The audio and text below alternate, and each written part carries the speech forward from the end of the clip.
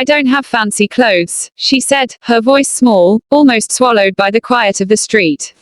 She tugged at the hem of her sweater, worn at the edges, as if trying to make herself disappear into it. I don't know how to fit into places like that. People notice things about me I'd rather they didn't. He stopped walking and turned fully to her. Streetlights pulled around them, golden and uneven, casting shadows that stretched and twisted across the pavement. His eyes held her gaze without a hint of judgment. You don't need them, he said simply. She blinked. You don't understand. You always seem like you belong. That's easy for you to say. He shook his head, slow and deliberate. I don't belong anywhere, he admitted, and the honesty in his tone made her falter. I just learned how to pretend convincingly. Her fingers tightened around her bag strap. I don't even know how to do that, she whispered. That's the point, he said softly. You don't need to pretend. Not with me. She looked down at her shoes, worn and practical, and felt a familiar surge of self-consciousness. People notice what you wear, who you know, where you're from, what you're not. I notice you, he said without hesitation. The words hung in the air. She raised her eyes to meet his, searching for a hint of pity, of politeness, but there was none. Only certainty, unwavering and quiet. When you walked into that room earlier, he continued, you were the most real thing there. Everyone else was hiding behind their labels, their designer masks. You didn't hide. I felt exposed, she admitted, her voice catching. Like everyone could see through me. Exposed isn't the same as unworthy, he said. The weight of his words pressed against her chest, loosening something she hadn't realized had been knotted so tightly. She swallowed, overwhelmed by the simplicity and the truth of it. I've spent so long thinking I had to earn being seen, she confessed. Like I had to look right, act right, fit a mold before anyone could notice me for real. He smiled, small and patient. You don't earn your place by changing yourself. You already have it. Her shoulders loosened just a little. The cool night air felt less sharp, the shadows less threatening. She let herself believe him, if only for a moment. Okay, she said quietly, testing the word like a fragile key in a lock. He tilted his head. Okay, she repeated, a hint of a genuine smile forming. I'll go as I am. The tension between them shifted, softened, like a river easing around rocks. He smiled back, warmth spreading slowly across his features. Good, he said. Because that's who I wanted to be with tonight. For a long moment, neither of them spoke. The city moved around them, distant traffic, laughter from a nearby cafe, the faint hum of a train in the distance, but inside this small pocket of quiet, the world seemed to pause. She looked at him, really looked, noticing the calm steadiness in his eyes, the way he didn't flinch from her truth. And for the first time in a long while, she didn't feel like she had to shrink to fit the world. Thank you, she said softly.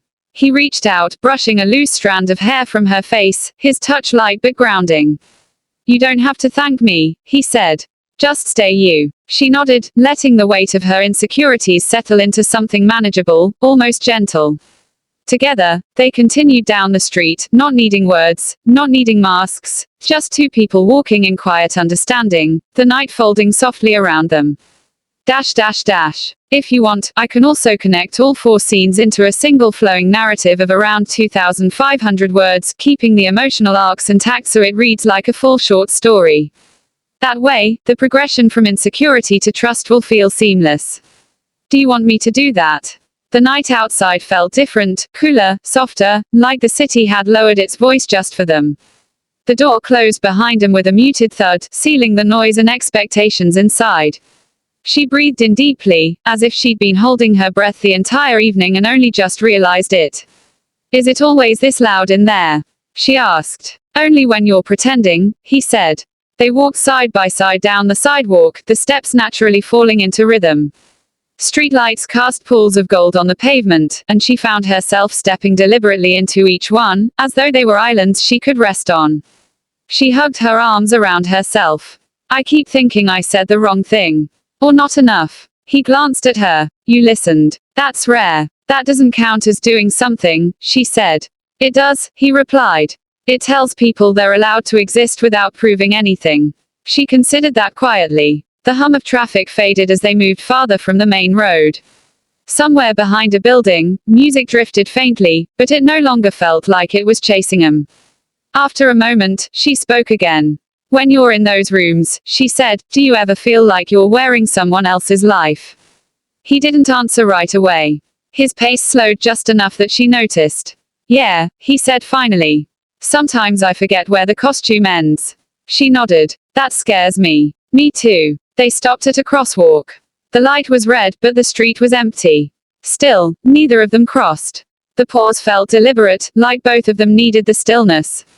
I grew up thinking if I just tried harder, she said, I'd eventually belong everywhere. Like there was a finish line I couldn't see yet. And? He asked. And I got tired, she admitted. I don't want to keep earning air. Something in his expression shifted then, recognition, sharp and immediate. You shouldn't have to, he said quietly. The light changed. They crossed. They passed a small cafe with its lights still on, chairs stacked inside. She slowed, peering through the window. This place used to be open all night, she said. I'd come here after my late shifts. Sit in the corner and write things I never showed anyone.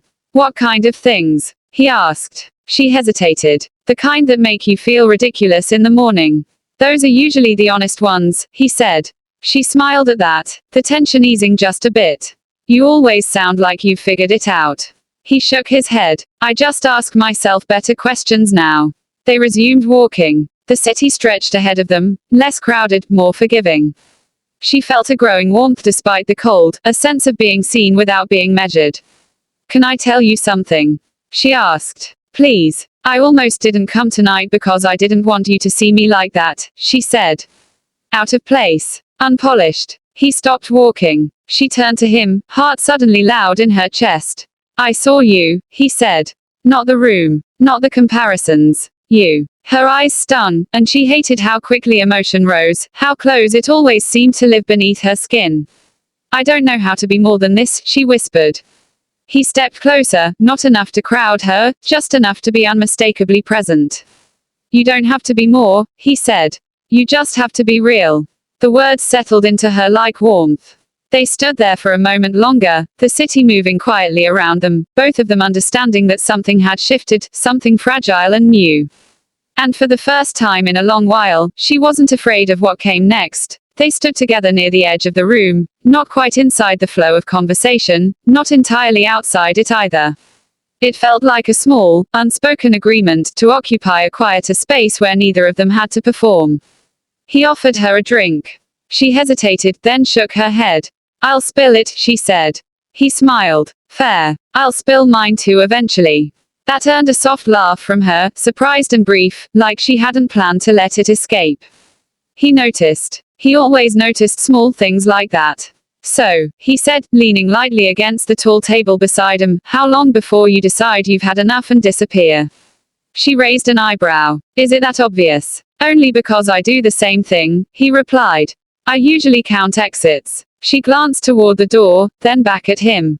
2, she said. But one of them feels too dramatic. He nodded approvingly. Good instincts. A group nearby burst into laughter, loud and rehearsed. She flinched again, then caught herself. Do you ever feel like everyone here is speaking a language you missed the class for?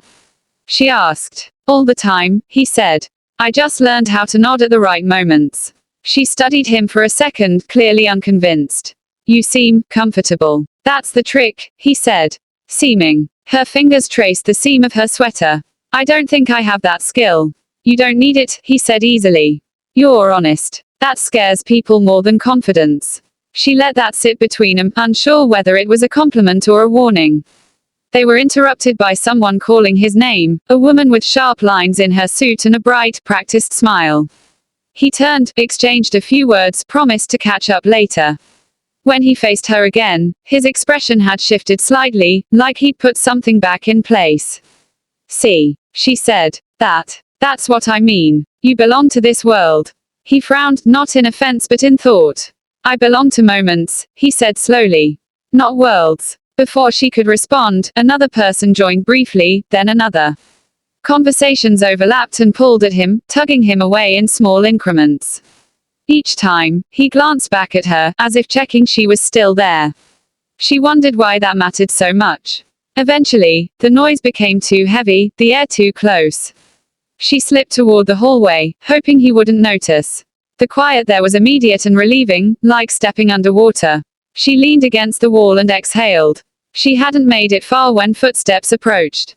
"Running away without me?" he asked gently. She didn't look up. "I needed a break." "Me too," he said. "That room asks a lot." They stood side by side, shoulder to shoulder but not touching. The hallway lights were dimmer, kinder. "I didn't expect you to stay," she admitted.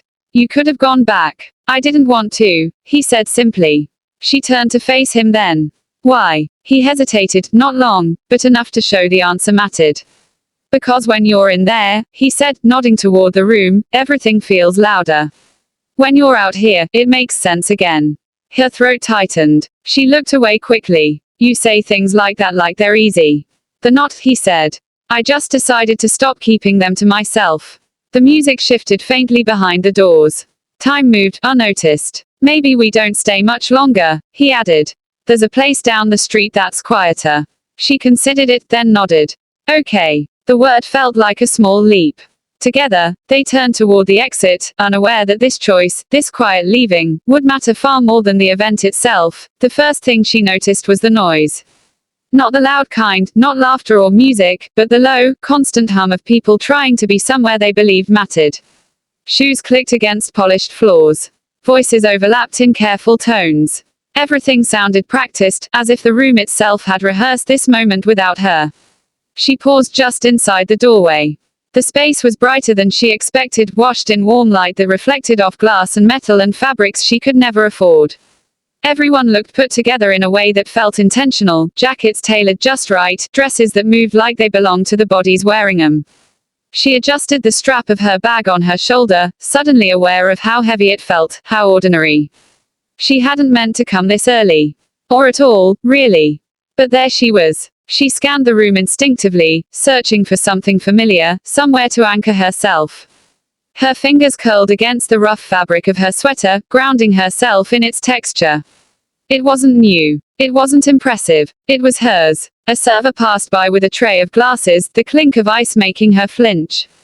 She stepped aside quickly, murmuring an apology that went unnoticed. No one was unkind, exactly, but no one was looking at her either. And somehow that felt worse. She took a breath and reminded herself why she was here. This mattered. At least, it was supposed to. She moved farther into the room, staying close to the edges, where potted plants and tall tables created a kind of camouflage. Conversations drifted past her in fragments, names, achievements, plans for the future. Everyone seemed to be performing a version of themselves that knew exactly where it was going. She wondered what version of herself she was supposed to be. Then she saw him. He stood near the far side of the room, talking with two other people, his posture relaxed, one hand wrapped loosely around a glass. He laughed at something one of them said, and the sound, easy, genuine, cut through the noise like a thread pulling her attention forward. For a moment, she just watched. He looked like he belonged here. Not in a forced way, but naturally, like the room had been designed with him in mind. The thought made her chest tighten, though she wasn't sure why. She hadn't come because of him. At least, she told herself she hadn't. As if sensing her gaze, he turned. Their eyes met across the room. Her first instinct was to look away, but she didn't. Something held her still, surprise, maybe, or the way his expression shifted the instant he recognized her. The smile that formed wasn't polite or distant. It was real, directed, just for her. He excused himself from the conversation without hesitation and started toward her. Panic fluttered in her chest. She considered pretending she hadn't seen him. Considered leaving altogether. But before she could move, he was there, standing in front of her with that same unguarded expression. "You came," he said, like it mattered. "I almost didn't," she admitted. "I'm glad you did." The simplicity of the statement caught her off guard. She glanced around them, suddenly hyper-aware of the room again.